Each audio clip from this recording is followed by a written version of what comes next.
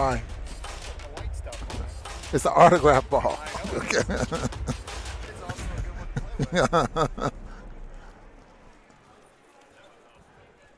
Oh. Can you hoop? All right, we almost ready? Oh, I forgot my little recorder. That's all right. I'll do it the other way. My recorder's being weird. We'll just do it this way.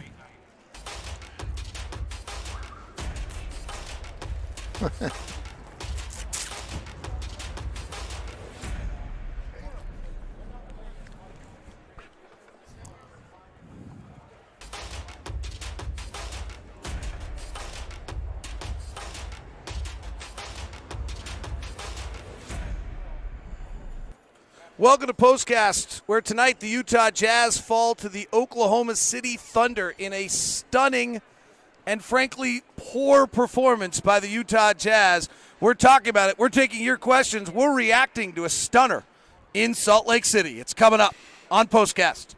POSTCAST is brought to you by the store at 6200 South 20th East, as well as the new Gateway Edition. And right next to us at the Gateway, as well as 900 South and 100 West. And, Ron, I'm going to get fat. You are? Yeah, because every time we lose one of these games, I say it's a perfect opportunity to go have a mudslide cookie. Go binge on the cookies. I'm going to be binging on cookies an awful lot the way we're going. We've lost 6 of 8. We were down by 20 to a Thunder team tonight that did not have the services of Danilo Gallinari. We said coming in that the Thunder would be a much better defensive team but a much worse offensive team, and we turned out to be the worst offensive team. The Jazz offense really was just very, very poor all night long. What I saw, David, was our inability to handle their pick and roll. And, you know, it's something, it's an offense that every team in the league runs. Some teams are better at it than others. And Chris Paul, I thought Schroeder, and then when Adams hitting picks, they're very good at it. They got to the elbows, they got into that mid-range paint, and was just so effective. And I think that just couldn't do anything with it. Well, we are live on Facebook, on YouTube, on Twitch at Locked On Live. We are live on Locked On Sports at Facebook and on Periscope. Feel free to send in your questions. We'll get to your reaction. Your reaction is probably more important than what we have to say. I think we're equally as stunned as you are of what we're experiencing. And the most concerning thing to me, Ron, is I feel like it's the same script every single night. The starters go out. Sometimes they're ahead, sometimes they're not, and the world falls apart. Tonight, the starters, I think we checked combined for the night, were like -3, which means that, you know, by the time it was done, they were down 20, so the bench guys were -17. Not to zero in on individuals, but Emmanuel Mudiay, 17 minutes, -15. Jeff Green, 13 minutes, -13. Ed Davis, 12 minutes, -11. George Niang ended up -9 because they were plus late, but he was -15 and 15 minutes until the garbage time tonight. That's what's happening almost every single night here, Ron. Yeah, and it's hard to figure out, I think, for Quinn on what players are going to play best out there on the floor together. And I know he's struggling with, you know, because, you know, our starters can't play 48 minutes. You know, they have to sit. And I think right now Donovan's playing about 34 minutes a game, and Boyan's playing pretty close to that, 31, 32. Joe's minutes are going up. Rudy's up about 32, 33 minutes a ball game there as well. And that's probably about right, maybe a couple of minutes too more for Donovan. But those other minutes that they're not on the floor, they got to get something out of it. And right now, where Quinn goes with this, I don't know. All right, let's go to the questions because they're coming in. We'll start at Facebook. Alex asked a great question right out of the chute. This does not seem to be a team that's playing like a team. What can they do to change that? Boy, if I had the answer, I'd be coaching this basketball team. But how do they take advantage of what they have, the players that they have? They have a system that they're trying to run, and it just doesn't get done. One thing that I'm very concerned with, though, is when the Jazz give up on their offense and start playing like one-on-one. And that's just not the way the Jazz are built to play. Why? Because we're not a very good offensive rebounding team. As a matter of fact, we have guys don't even go to the offensive glass.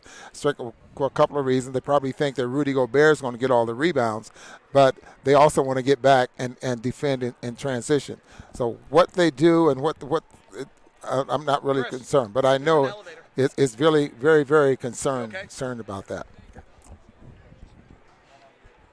Sorry, I was just trying to help out Oklahoma City's TV guy who uses a cane and was taking the stairs down. I guess no one told him that there was an elevator. Craig wants to know, are we so thin on the bench when Conley's not playing that we are this bad? The questions are hard tonight, Ron. That is the answer is yes. Yeah. You know what? The answer is yes. You know why? Because when Mike Conley leaves games this year, our offense is in the 15th percentile. The minute Donovan Mitchell leaves a game, our offense is in the 2nd percentile. The minute Bojan Bogdanovic leaves a game, our offense is in the 2nd percentile. The answer is yes. 24 games into the season, if we take one of our 3 best offensive players off the floor, we drop to Titanic levels of poor offense. So, yes, there's no lying about that. It's statistically true. Low 24 Logan, another tough one coming from Periscope. How much of this loss do you think is on Snyder? With his ability, I'm sure players, everybody takes the blame. You know, even the assistant coaches that put the game plan, they help put the game plan together. You know, they have to question about whether or not the game plan was what they needed to get it done. We have complimented our coaches many, many times on the game plan because how it works. And you know, we watch practice, we watch how they want to defend, and when you see it working out there on the floor, you compliment them. But I think it goes on everyone, the coaches, Quinn, players, everyone. And in particular, Quinn is his job to try to find players out there that can play together. And right now it's just not getting done.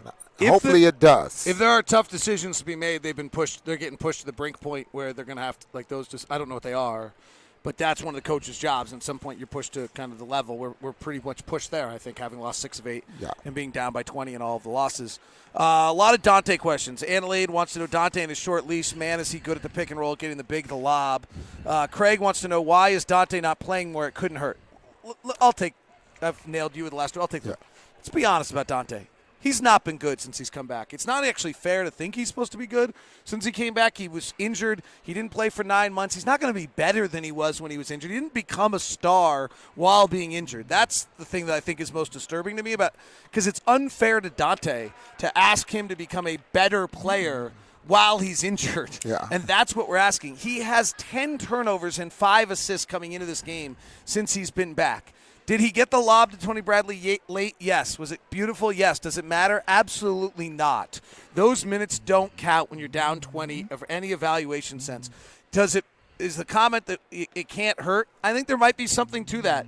The problem is Emmanuel Mudiay played his best game of the year last game and probably his worst game of the year tonight, and he probably played his worst game of the year the night before that. So for Quinn Snyder's standpoint, like, Jeff Green tonight goes 2 of 5, minus 13 after coming off an unbelievable night. He just doesn't have any concept of what he's getting night in and night out, and both those guys are so gifted and so skilled and trying to play in this fashion. So if you bench Emmanuel Mudiay, like, you're losing him, and I don't know if you want to get to that point. If you bench Jeff Green, you're losing him, and that's the real difficulty that's here. So right now, to add to that, you know, Jeff Green played 13 minutes tonight.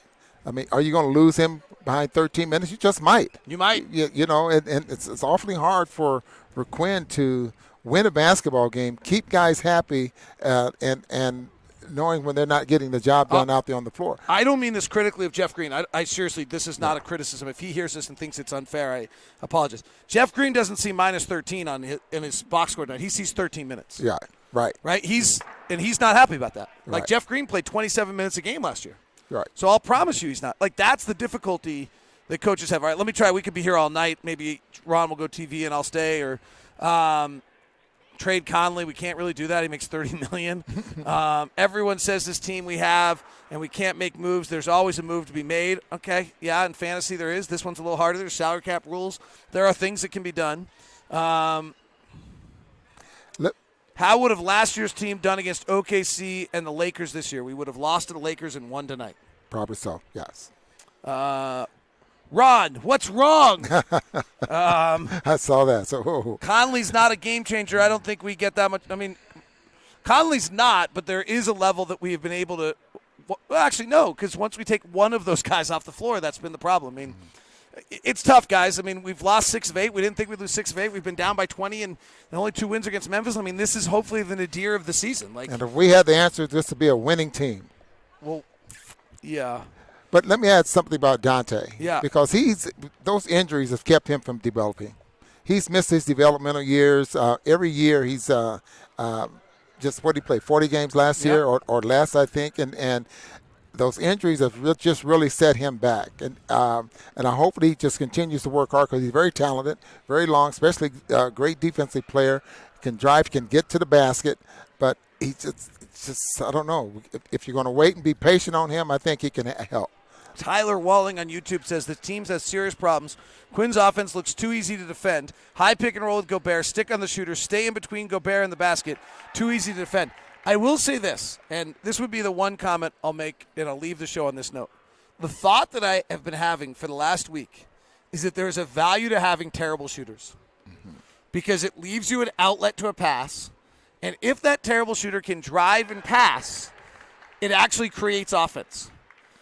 I was talking to Billy Donovan actually about it before the game. I texted some scouts and coaches I know around the league about it, and they basically said, if you have someone who can dribble and pass, even if they can't shoot, they can create the same activity to get you shots as other things. We actually don't have that because we have all good shooters, and so we are coming off the pick and roll and having a hard time finding outlets for passes. Let me add one more thing, and how excited we hear, maybe some of your callers here are not at the basketball game, were not at the ball game. But when the Jazz get the defense scrambling and that ball is moving around the perimeter, the fans get excited. I mean, you can hear the rumble in the crowd, and they're waiting for that open look shot to be made. Even if it doesn't fall, they know when they get the defense scrambling and that ball is You know what's crazy about that, Ron? My whole thing right there? But our problem's not when we have our shooters on the floor. Yeah.